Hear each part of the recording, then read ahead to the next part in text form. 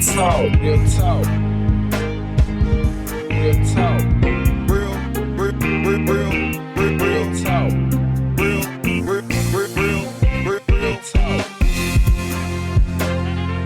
Welcome to Real Talk for Real Teens, the show where we uniquely combine the information teens need with the entertainment teens want.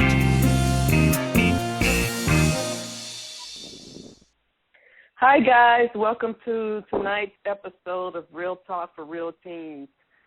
This is Kim Creighton, as always, your host, and I'm so excited to be with you tonight.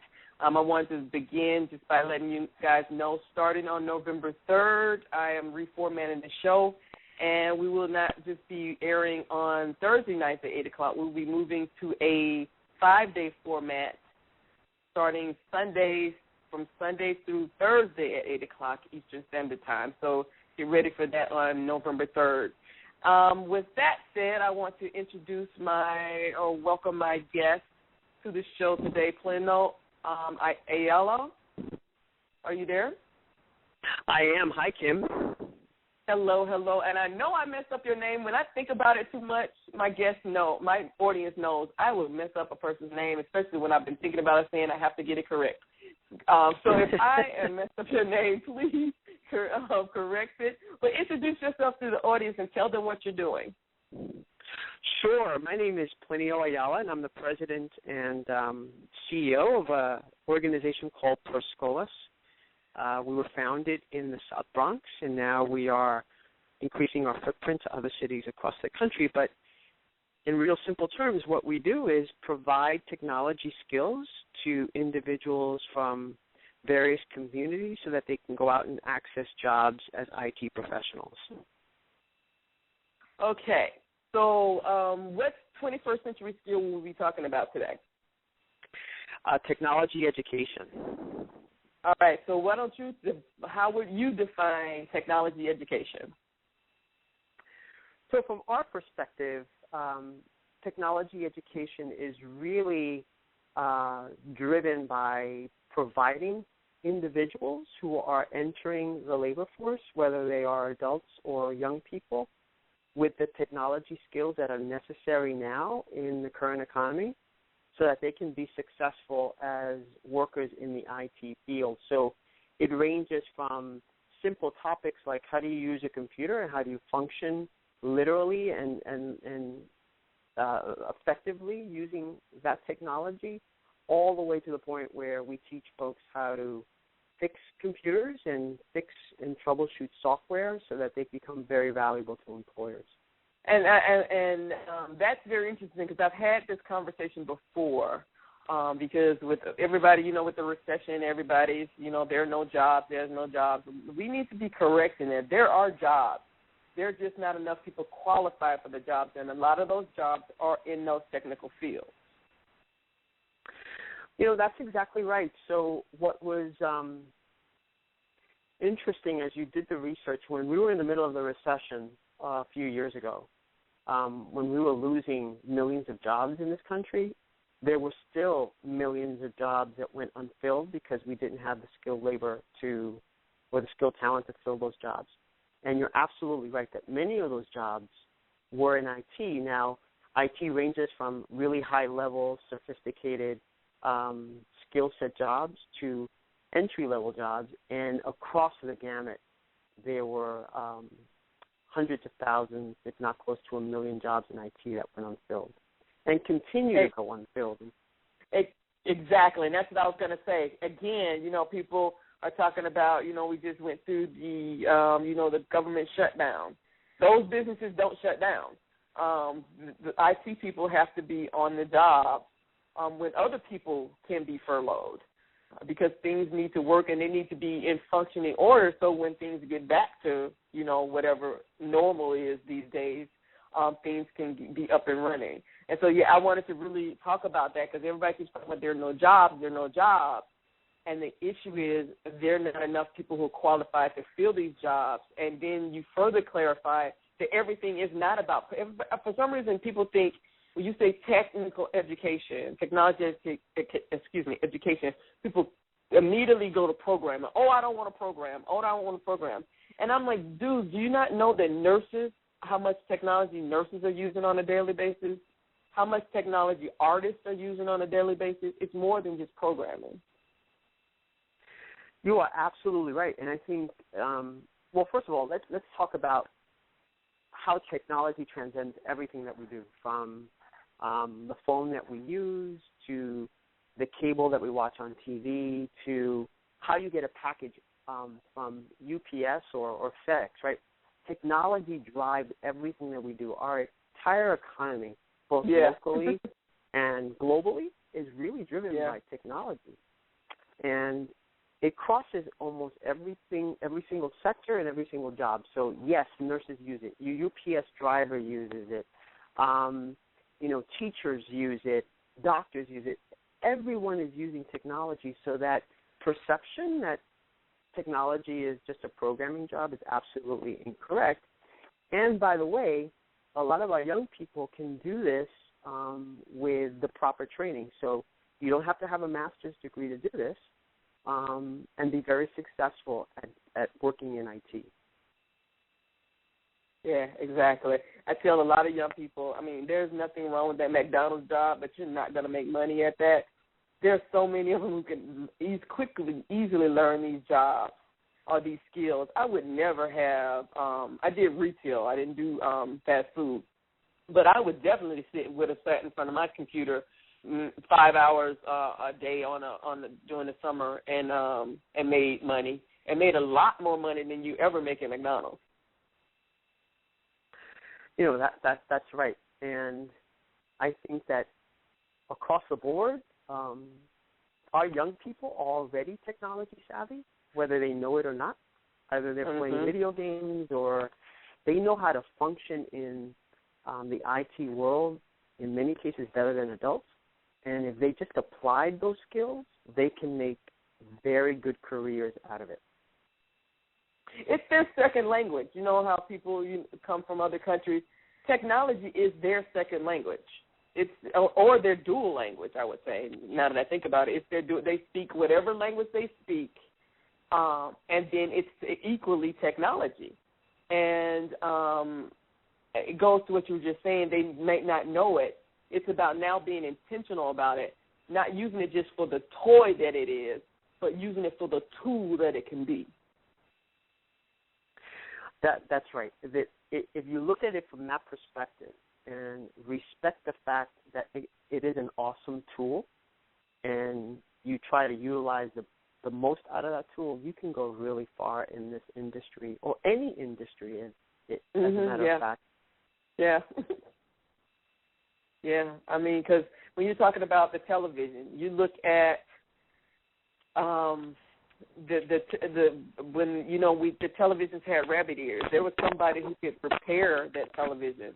To prepare a digital television now would be, it's like what?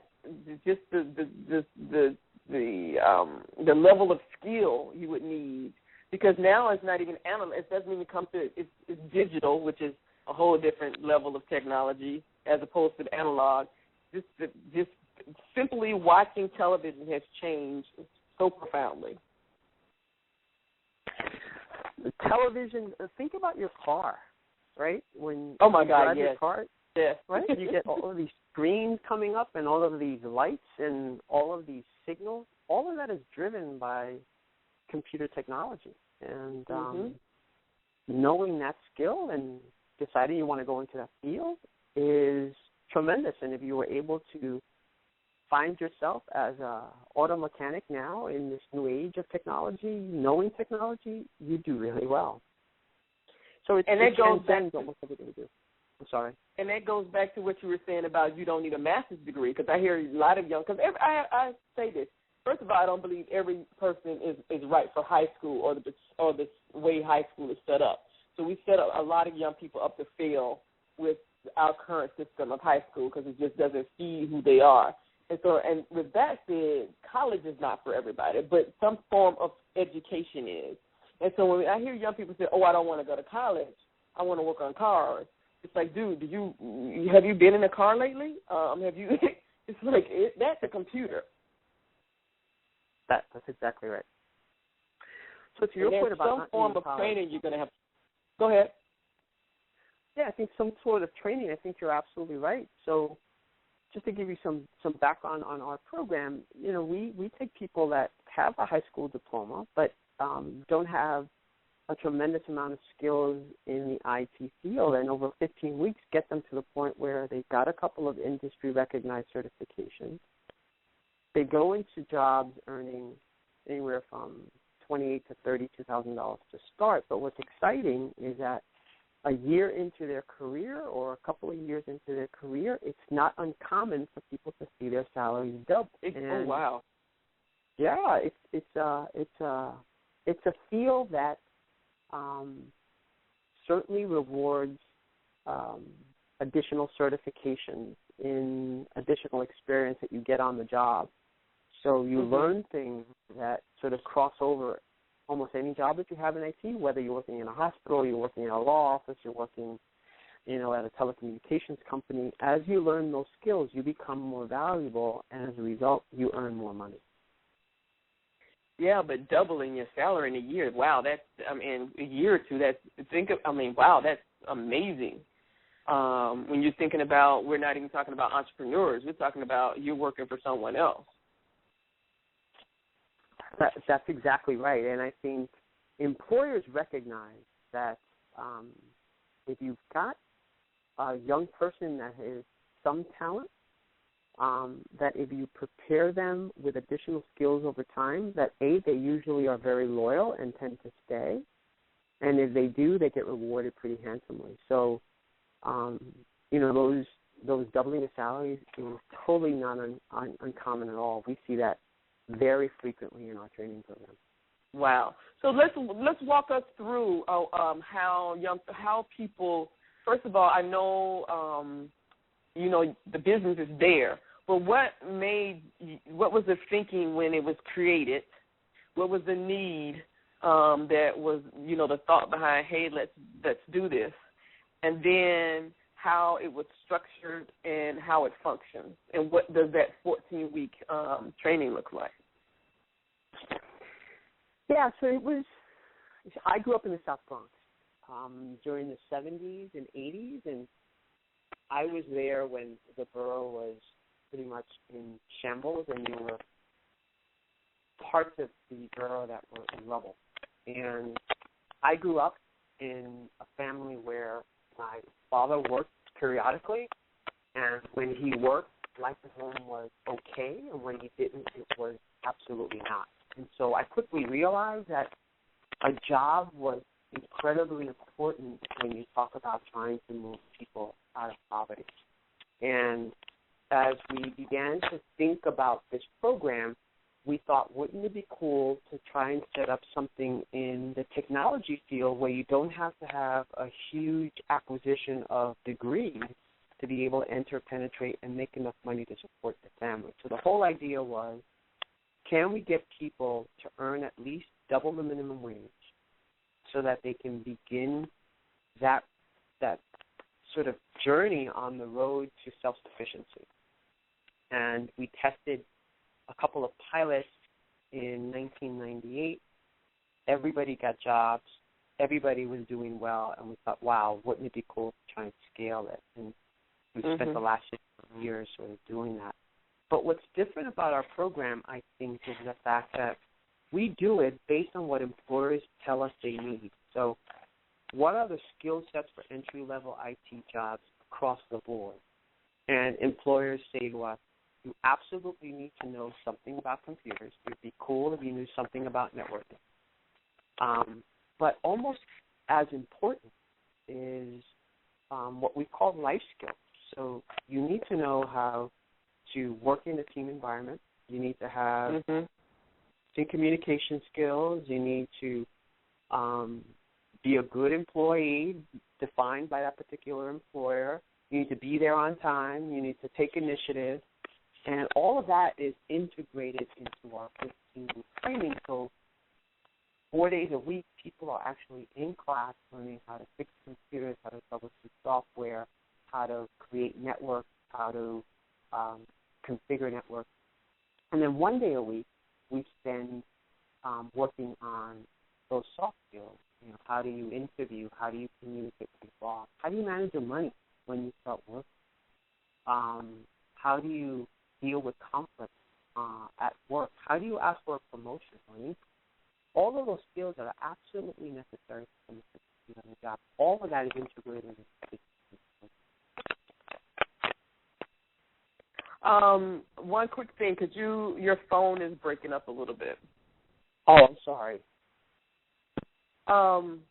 So I love that, because in that soft skill thing, you just mentioned about 5 of the other 21st century skills that young people need to have. And that's the thing that I find and why I've reformatted the show is they can have all the technology skills that you could give them, but if they don't know how to function well within either an employee environment or managerial environment or entrepreneurial environment, they're challenged. And those are the things that a lot of things I see don't really address.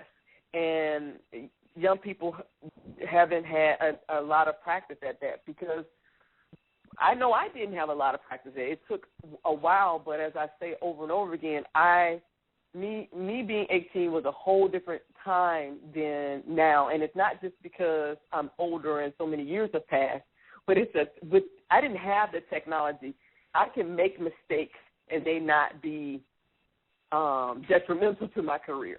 I can do things and they not be broadcast around the world.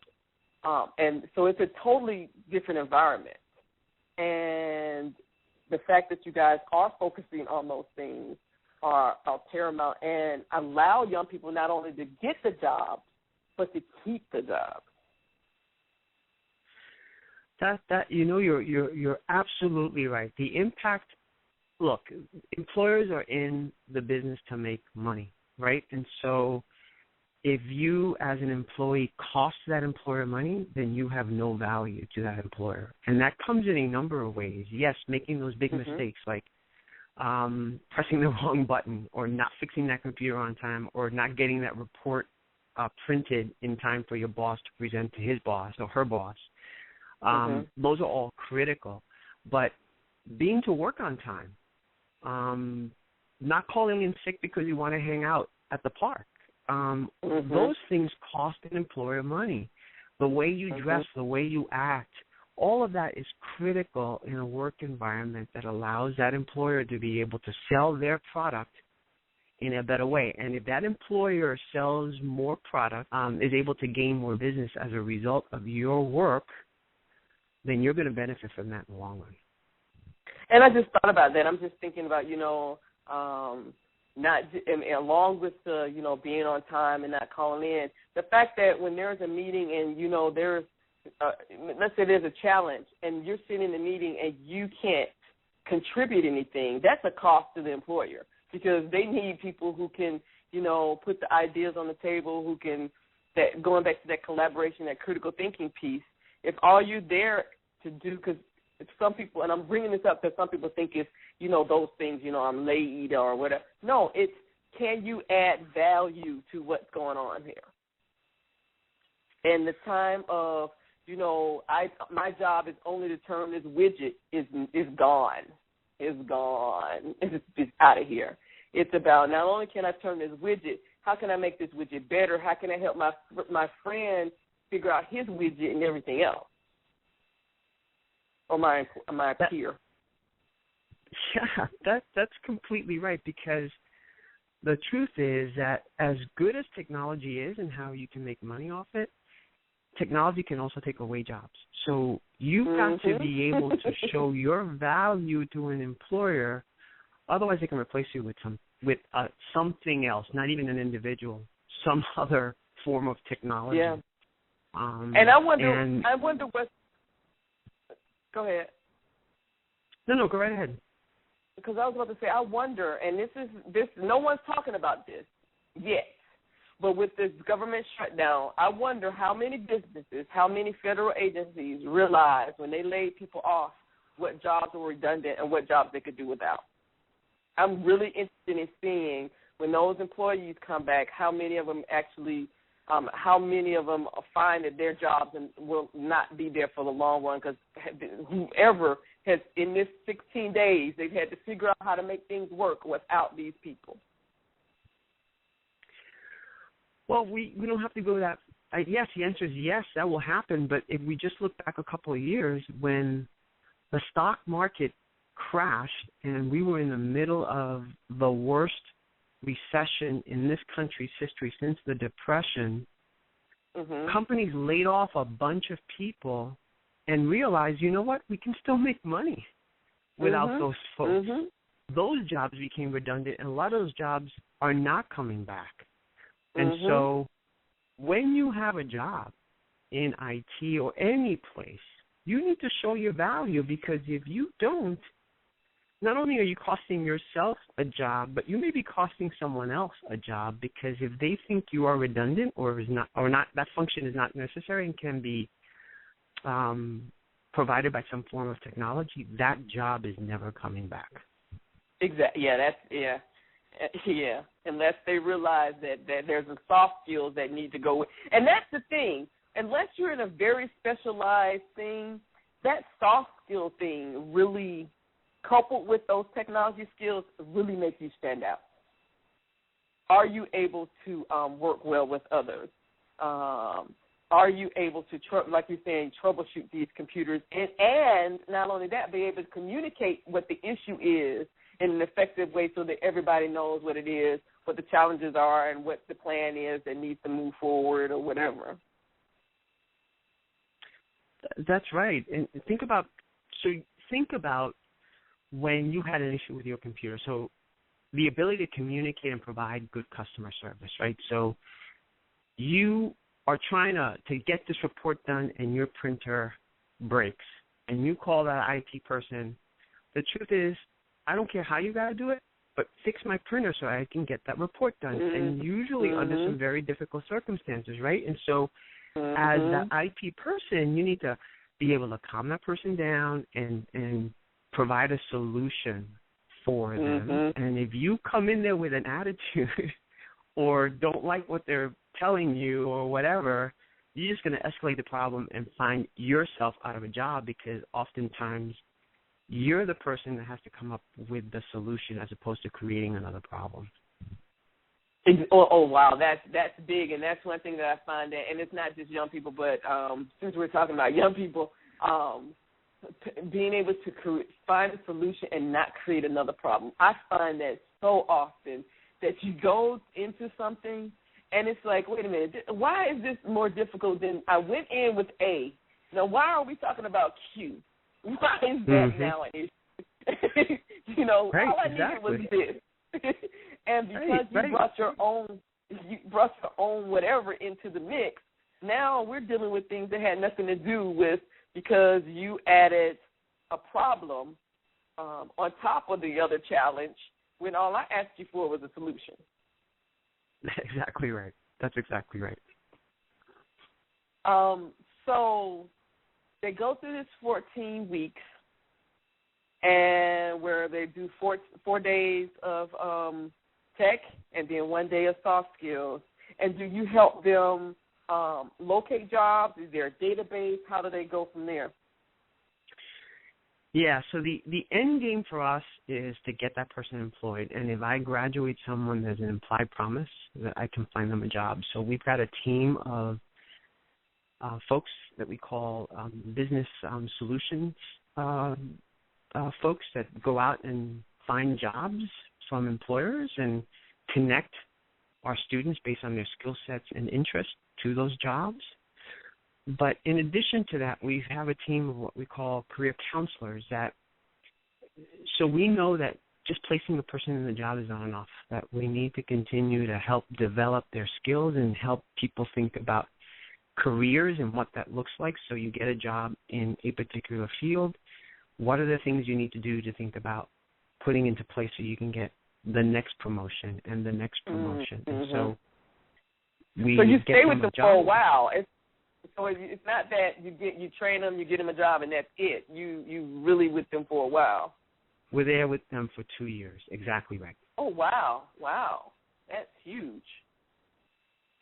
It's huge, and we can do a number of things for folks. So by staying connected with them, we can deflect issues that might arise on the job. So if there are concerns or they're having a tough time with a supervisor, for example, well, they can have a career coach that can help them get through that. If they were thinking of getting an additional certification, we can point them in the right direction so that they can get the training to be able to do that. The whole objective for us is to take that person from that entry-level job to a couple of rungs higher on that ladder. Wow, that's great. Okay, so we're going to take our break, and when we come back, you're going to give us 3 tips for young people. We're thinking about ages 18 to 25-year-olds on how they can develop their critical thinking skills. Their technology education skills. You bet. Look forward to it. All right. Follow us on Facebook at Real Talk for Real Teens and on Twitter at RTFRT Radio. New or unknown music artists, we need you for the show. If you'd like your own mini concert, please send a request for information to realtalkforrealteens@gmail.com. All right, guys, we're back, and we're talking to Plinio Ayala. Just say it, man. It's in my head. I cannot believe it. Plinio Ayala. There you go. Plinio. Oh, my God. I'm going to get this name. And it's just me because I get it all in my head. So I apologize for that. No problem. And spell the name of your organization because it's different. It is. It's Perscholas, P-E-R, and the second word is S-C-H-O-L-A-S. And does that mean something? It's a Latin phrase that means for scholars. Okay, I knew it was scholars, but okay. So it's, I like that. So Perscholas and for scholars, and you're, give us your 3 tips and then tell us about you, quickly tell us about you enlarging that footprint of you guys. Yep, so there are three quick tips. 1, research. So outside of that, in school you're going to hear about a number of careers, right? Being a cop, being a teacher, being a doctor, being a nurse. There is so much out there as it relates to IT that you wouldn't even think about. So get on a computer if you have one, go on in school, type in IT careers, and so many opportunities will open up to you. And then once you look at that, you can start drilling down and identifying some areas of interest. 2, if you decide to go down the IT route, there are a number of ways that you can penetrate that. You don't have to go directly to college. You can go to training programs that might be offering this. But the idea is that you need to understand what the employer is looking for and try to match the skills that you acquire to meet those demands, because if you don't, you're never going to find a job. So don't train for jobs that don't exist. It's very important that when you do the research. Yeah, you need to be able to connect. That's a big one. Okay. The third one is once you get in, if you stop learning, you're going to become irrelevant because technology is always changing. There is something new that comes out every year, either a new piece of software, a new piece of hardware, different protocols, all types of things. When you think about it now, right, we used to use our cell phones to talk. Now we use our cell phones to access the internet, to send email, to text, to send pictures, all of that stuff. That is now being done on cloud technology, which is something that just started a couple of years ago. So every year there's something new and you got to keep learning. Think about when we first got quote unquote smartphones. Data was free because they didn't know we paid for phone minutes and not data. And now everybody has free minutes, unlimited minutes on their phone, and we pay for data. That's exactly right. That's right. All right, now so tell those are us my 3 tips. Okay, so now tell us about the growth of your organization. I wanted you to put that out there. So we're being very intentional about going to communities that the jobs exist, but the employers are telling us they can't find the talent, where there are people from disadvantaged communities who can benefit from a training program like this and be able to penetrate IT and make careers out of it. We're looking for cities that embrace technology and understand that technology could be an economic engine for that particular community. And as we look at these cities, there are a number across the United States that fit all of those criteria. And so we are now in Columbus and Cincinnati. We are looking at Atlanta and Dallas as possible sites. Washington, D.C., Detroit, and Indianapolis are cities that are on the table. And so the objective for us as an organization is to try and train as many people as we can, and hopefully get to the point where we're training about 1,500 people in the next couple of years, a year. Wow. Well, thank you very much, Plinio. Is that right? That's right. Yay! Thanks very much, Plinio, for coming on the show and telling everybody about your organization and your view on technology education. You and I will be talking very soon. Guys, I really would encourage you to just, even if they're not in your community, go on their website and see what they're doing and see if you can find something in your community that's doing something similar. And do that research that Plinio was talking about. So I want to thank you again for coming on the show. And I will talk to you soon, and have a great night. Thank you, Kim. It was my pleasure. Okay, bye-bye. Bye-bye. The Real Talk for Real Teens community is the premier membership organization for young professionals. Real Talk for Real Teens community provides the most comprehensive resources and education designed to advance the skills, integrity, and value of its members as professionals. Become a member at www.rtfrtc.com.